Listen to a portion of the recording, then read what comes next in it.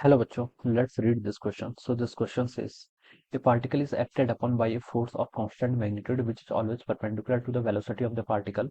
The motion of the particle takes place in a plane. It follows that क्या follow होता है आपको यहाँ पर पूरा statement इसका regarding given है, ठीक है। तो चलिए इसको start करते हैं. So we can write down the key concepts of this question. इस question का बच्चों देखिए key concept क्या लिख सकते हैं. हमें ये सारी चीजें बतानी है, ठीक है। पार्टिकल देखिए क्या कर रहा है, फोर्स लग रहा है उस पर, ठीक है। वेलोसिटी ये देखिए आपका ना, ये सर्कुलर मोशन वाला केस है आपका। देखिए सर्कुलर मोशन क्यों है ना, मैं इस पर अभी आता हूँ, ठीक है। सर्कुलर, लेकिन हम हेडिंग लिख सकते हैं circular motion will be the key concept of this question, ठीक है। देखिए बच्चों, अगर पार्टिकल पर क्या लग रहा है, फोर्स लग रहा है आपका क्या, कांस्टेंट मैग्नीट्यूड का। फोर्स आपका क्या है, कांस्टेंट मैग्नीट्यूड का है। मान ली कि magnitude of the force constant है, फोर्स कांस्टेंट है। देखिए फोर्स एक वेक्टर क्वांटिटी है। वेक्टर क्वांटिटी में दो चीजें होती है, एक होती है आपकी डायरेक्शन, एक होता है आपका मैग्नीट्यूड। क्वेश्चन हमसे बोल रखा है सिर्फ मैग्नीट्यूड कांस्टेंट है, डायरेक्शन भी कांस्टेंट होती, तब मैं बोल सकता था कि नेट फोर्स आपका क्या है, कांस्टेंट है, ठीक है। Which is always perpendicular to the velocity of the particle, ठीक है। ये सिचुएशन देखिए ऐसी है कि पार्टिकल मान लीजिए इस डायरेक्शन में मूव कर रहा है, तो इस पर जो फोर्स लग रहा है वो इस डायरेक्शन में लग रहा है, ठीक है। दिस इज द फोर्स, ठीक है। ये अब ऐसे आप इसको फोर्स बता सकते हैं। वेलोसिटी इस डायरेक्शन में, तो फोर्स ऑलवेज क्या होगा, परपेंडिकुलर होगा। और मैग्नीट्यूड तो उसका ऑलवेज ही क्या है, कांस्टेंट है, ठीक है। यानी कि हम बता सकते हैं मैग्नीट्यूड ऑफ एक्सेलरेशन भी जो होगा वो भी क्या होगा, कांस्टेंट होगा। तो पार्टिकल देखिए कैसे मूव करेगा, इस तरीके से मूव करेगा। अब मान लीजिए पार्टिकल यहाँ पर पहुंच गया, पार्टिकल के पास वेलोसिटी ऐसे होगी, ठीक है। बट फोर्स तो ऑलवेज क्या लग रहा है आपका, कांस्टेंट लग रहा है, ठीक है। इससे परपेंडिकुलर है तो फोर्स ऐसा हो जाएगा। तो ये पार्टिकल आपका ऐसा मूव करेगा, तो पार्टिकल जो पाथ ट्रेवल करेगा वो क्या करेगा, सर्कुलर मोशन करेगा, ठीक है। इसलिए मैंने इसका की कॉन्सेप्ट क्या लिखा है, सर्कुलर मोशन लिखा है। अब सिचुएशन ऐसी है, पार्टिकल की वेलोसिटी ऑलवेज टेंजेंशियल होगी, ठीक है। और फोर्स यानी कि जो उसका एक्सेलरेशन होगा वो ऑलवेज टुवर्ड सेंटर होगा, ठीक है। यहाँ पर होगा तो वेलोसिटी ऐसे होगी, फोर्स या फिर एक्सेलरेशन ऐसे होगा। यहाँ पर होगा तो उसकी वेलोसिटी ऐसे होगी, ठीक है। और फोर्स या फिर एक्सेलरेशन अंदर की तरफ होगा।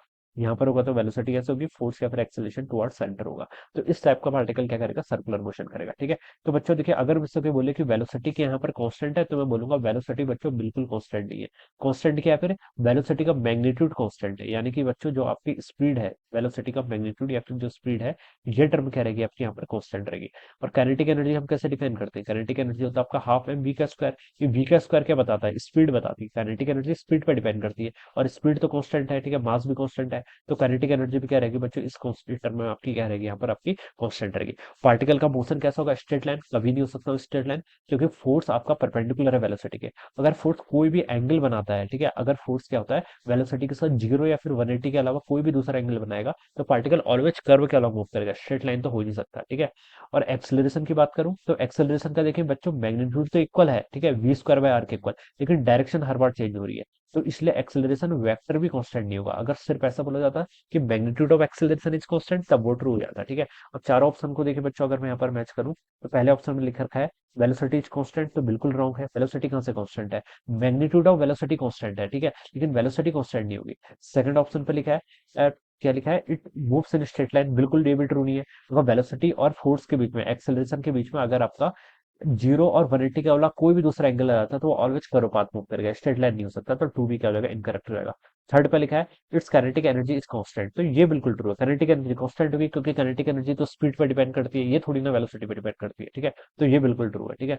फोर्थ पे लिखा है देखिए आपका, इट्स एक्सेलरेशन इज कांस्टेंट, तो एक्सेलरेशन बच्चों क्या है, कांस्टेंट नहीं है, ठीक है, क्योंकि इसकी भी डायरेक्शन क्या करी, चेंज करी। हर पॉइंट पर देखिए टुवर्ड सेंटर हो रहा है ना, तो उसकी डायरेक्शन चेंज कर रही है। तो ये भी ट्रू नहीं है। तो जो उसका राइट आंसर होना चाहिए बच्चों, वो थर्ड ऑप्शन होना चाहिए, option 3 will be the correct answer of this question.